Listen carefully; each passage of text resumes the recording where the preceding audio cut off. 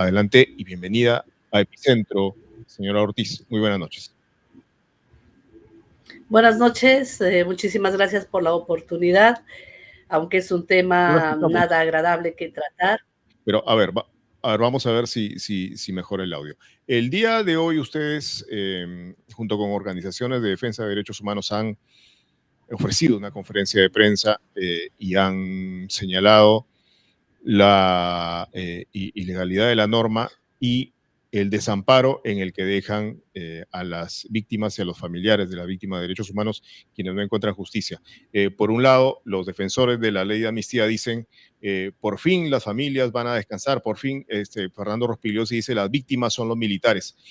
¿Cuál es el siguiente paso ahora? Ok, ustedes se manifiestan en absoluto desacuerdo y manifiestan su rechazo a la ley de amnistía, pero ¿qué acción van a tomar ahora, señora Ortiz? Por favor. Bueno, lo que nosotros hemos decidido conjuntamente con nuestros representantes legales es de enviar comunicación tanto a las fiscalías como a los juzgados que están llevando adelante las investigaciones para que esta ley no se aplique en cada uno de los casos de forma particular. En primer lugar, porque es lo que corresponde procesalmente, pero también porque aunque algunos insisten que vayamos al Tribunal Constitucional, sabemos que es parte de lo mismo, sabemos que es parte de un acuerdo de haber designado a estos miembros del Tribunal Constitucional y eso no nos brinda ninguna garantía.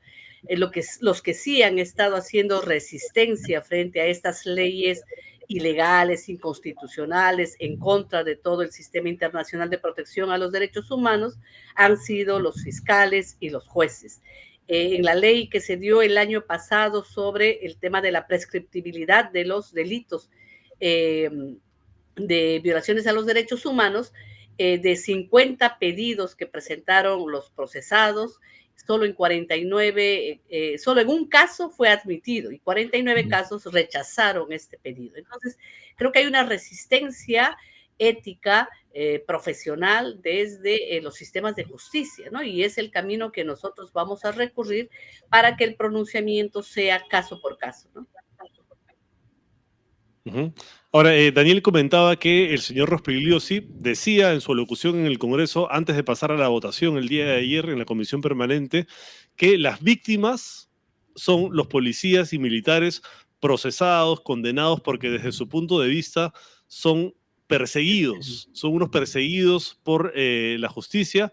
Se entiende que injustamente desde el punto de vista del señor Rospigliosi. ¿Qué le parece de esta manera como se está invirtiendo el papel de quienes cometieron violaciones de derechos humanos presentándolos como víctimas? Porque es algo que no solamente dice Rospigliosi, lo ha dicho también el señor Jorge Montoya o el señor José Cueto, quienes también han promovido esta ley.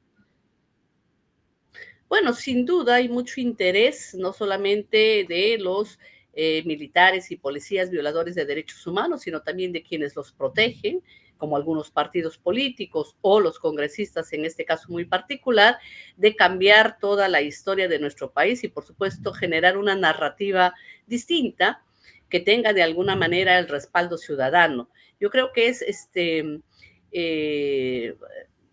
es malo el señalar que las víctimas fueron los policías y militares. En realidad, si bien es cierto, ellos actuaron en representación del Estado peruano y muchos de ellos siguiendo órdenes de los oficiales en cada una de las zonas de emergencia, lo que se cometieron aquí fueron delitos graves. Entonces estamos hablando no solamente de detenciones arbitrarias, de secuestros, asesinatos, desaparición forzada, violación sexual a miles de mujeres, y eso de ninguna manera puede pasar por alto o no significar nada. En cualquier contexto, esos son delitos y son graves delitos. Y creo que es mucho más grave cuando se cometen por agentes del Estado que de alguna manera tienen una obligación de proteger la seguridad y la vida de los ciudadanos y ciudadanas. Entonces, yo creo que hay que llamar a las cosas por su nombre. En segundo lugar, no son 30, 40 años que vamos persiguiendo a los militares. Gran parte de ese tiempo nunca hubo juicios por estas graves violaciones a los derechos humanos. Recién a partir del año 2001, cuando la Corte Interamericana se pronuncia que las leyes de amnistías dadas por la dictadura de Fujimori y Montesinos el año 95 no se pueden aplicar para estos graves delitos, es que se inician una serie de juicios. Y la demora principalmente ha sido por la falta de información, porque tanto el Ministerio del Interior como el de Defensa no colaboran brindando la información de quiénes son los presuntos responsables en estos delitos. Y ese silencio hace que las investigaciones demoren 10, 15 años. Entonces, aquí hay también una doble moral de alguna manera al no permitir la colaboración para avanzar en los procesos. Y otro gran problema ha sido justamente que ellos presentan una serie de recursos para acogerse a la ley de amnistía anterior, para que puedan ser exonerados de los procesos, y eso demora el proceso. Los que estamos hace 40 años casi en una batalla permanente contra el Estado somos los familiares y las víctimas, porque desde que han ocurrido estos hechos hemos salido a denunciar, nos hemos expuesto públicamente para que nos terruqueen a su gusto, hemos seguido los caminos legales que marca nuestro propio sistema democrático. Y así es como hemos ganado los pocos juicios que tenemos sentencia. Y ese largo caminar es lo que ahora nos quieren arrebatar con esta ley de amnistía.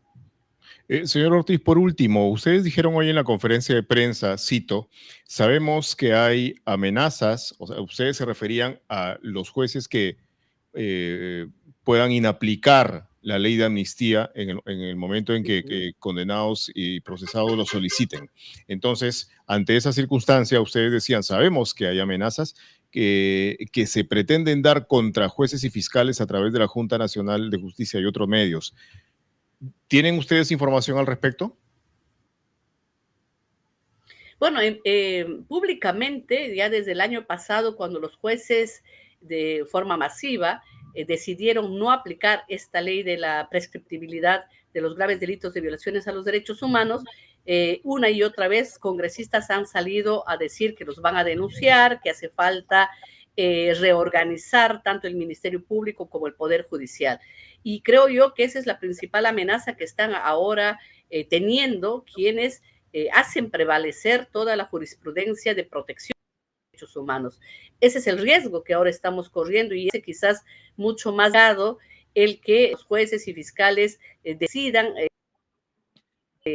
continuar con los procesos de justicia para las víctimas. Y lo denunciamos públicamente porque lamentablemente este Congreso, que no tiene legitimidad, que no tiene respaldo ciudadano, sigue decidiendo con leyes arbitrarias, con leyes en favor del crimen, en contra de nuestros derechos, y hace corriendo procesos a fiscales supremos para cambiar la composición de la Junta de Fiscales. Sabemos que el Tribunal Constitucional y la Junta Nacional de Justicia están intervenidos por los partidos políticos que están en el Congreso dando estas leyes, y no tenemos ninguna garantía.